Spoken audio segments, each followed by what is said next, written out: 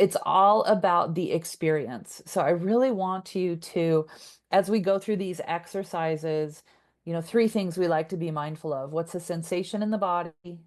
What's the emotion? Because they're two different things, right? We call it feelings, but feelings really is a word that we will use for both of those things, the sensations in the body and the emotion. So I want you to really see if you can notice the difference between sensations, emotions, and the story you're telling yourself. Typically, it starts with the story we tell ourselves, and then it's tied to the sensation in the body, and we make interpretations of that, and then it becomes an emotion. So doesn't matter what order it goes in, your awareness of it is where the power is. So as we become aware of our patterns, now we're consciously aware, we have more capacity to change what we don't like. So awareness is the most important thing. So what I love about this map, the survival patterns, is a map of understanding.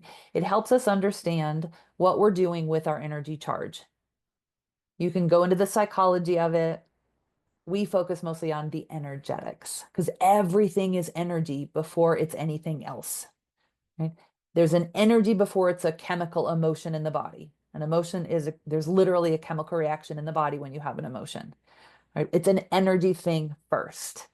It's an energy before it's a physical sensation first. So I think the power is awareness of the energy. It's the most subtle. So it takes some skill. So when we have a map to try to make sense of it, it helps us be more cognitively aware of what we're doing, and it gives us options to do things differently. For instance, I've been in the merging pattern my whole life. That's what the world is to me. I don't know how to be different, and I don't know if I could be different, how to be different.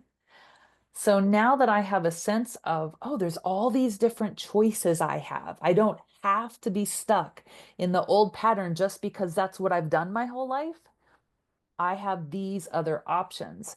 So remember that we are not the pattern. We use the pattern as a strategy to manage overwhelm. We'll often say, I'm the merging pattern or I'm the leaving pattern. And I try to catch myself when I say that and remind myself that I'm using the pattern and not identify with it so much. It's just a strategy. It's not who I am. There's always gifts in the pattern as well. But when we say pattern, typically what we mean is the defensive behaviors of the pattern, because that's how they got wired in. They got wired in as a way to manage or buffer overwhelm. So when I know I'm in pattern, at first I might not be able to change it, but just knowing it and having awareness of it is golden. Like that is the hardest part, having awareness. So I can catch myself and say, oh, I'm in pattern.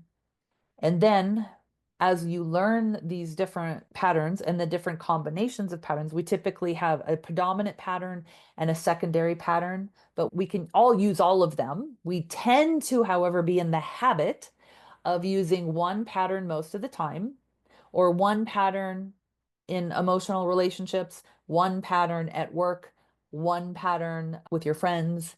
So in different scenarios, you might use one pattern that's different than a different scenario. But the bottom line is, the more I understand about myself, the more I understand what pattern I'm using, the more I understand there's other choices that I have. Now I'm more empowered to do something that's not different, that's more effective. All the patterns work. All of the patterns are useful and relevant at certain times. The problem is the patterns that we used when we were little that worked because we had limited resources as children. We use these patterns to survive. It worked. We keep freaking using them. And we use them even though it's not appropriate. But we're so stuck in the pattern and the habit that we keep doing the thing.